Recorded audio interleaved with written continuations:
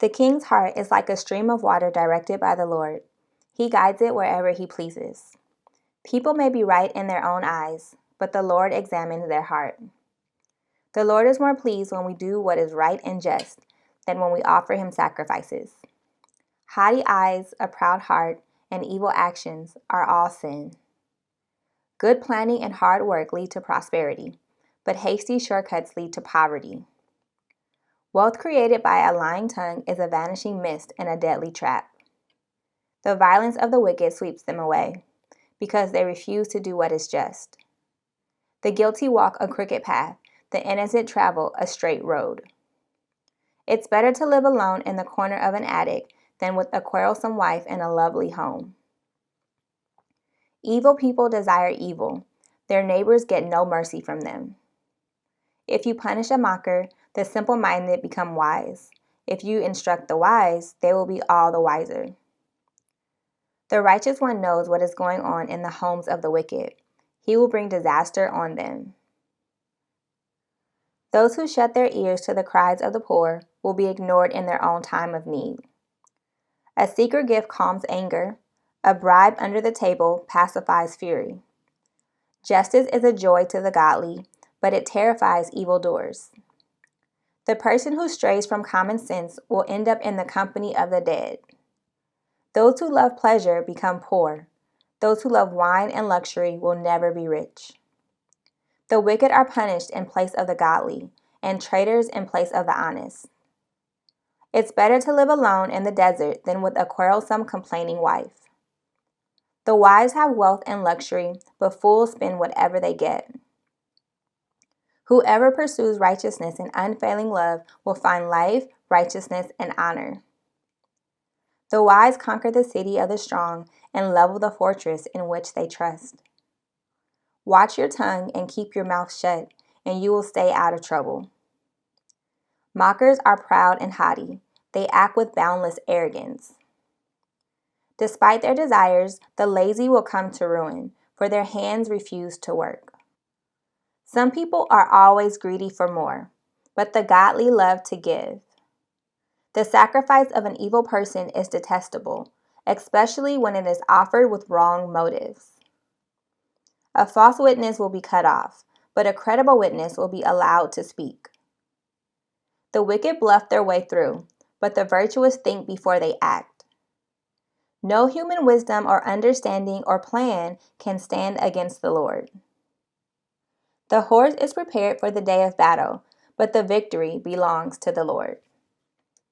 I will now read the commentary for Proverbs chapter 21. In Solomon's day, kings possessed absolute authority and were often considered to be like gods. This proverb shows that God has ultimate authority over world rulers. Although they may not have realized it, the earth's most powerful kings have always been under God's control. People may mistakenly think that they are doing right, but God sees the motives of their hearts. We often have to make choices in areas where the right action is difficult to discern. We can help ourselves make such decisions by trying to identify our motives first and then asking, would God be pleased with my real reasons for doing this? God is not pleased when we do good deeds only to receive something in return. Sacrifices are not bribes to make God overlook our character faults. We can exchange good behavior in one area for bad behavior in another. If our personal and business dealings are not characterized by justice, no amount of generosity when the offering plate is passed will make up for it. Faithful completion of one's work is a great accomplishment. Being a diligent worker does not come naturally to some. It is a result of strong character. Don't look for shortcuts that result in inefficiency. Work hard as if in the service of God. It is usually better to learn from the mistakes of others than from our own. We can do this by observing other people's lives and listening to their advice. Take counsel from others instead of plunging ahead and learning the hard way. We should work to meet the needs of the poor and protect their rights, for it is always possible that someday we may find ourselves in their place. This proverb is about saving for the future. Easy credit has many people living on the edge of bankruptcy. The desire to keep up appearances and to accumulate more drives them to spend every penny they earn, and they stretch their credit to the limit. But anyone who spends all he has is spending more than he can afford. A wise person puts money aside for hard times. God approves of foresight and restraint. God's people need to examine their lifestyles to see whether their spending is God-pleasing or merely self-pleasing. How do people try to bribe God? They may go to church, tithe, or volunteer, not because of their love and devotion to God, but because they hope God will bless them in return. But God has made it very clear that He desires obedience and love rather than religious ritual. God does not want our sacrifices of time, energy, and money alone. He wants our heart, our complete love and devotion. We may be able to bribe people, but we cannot bribe God.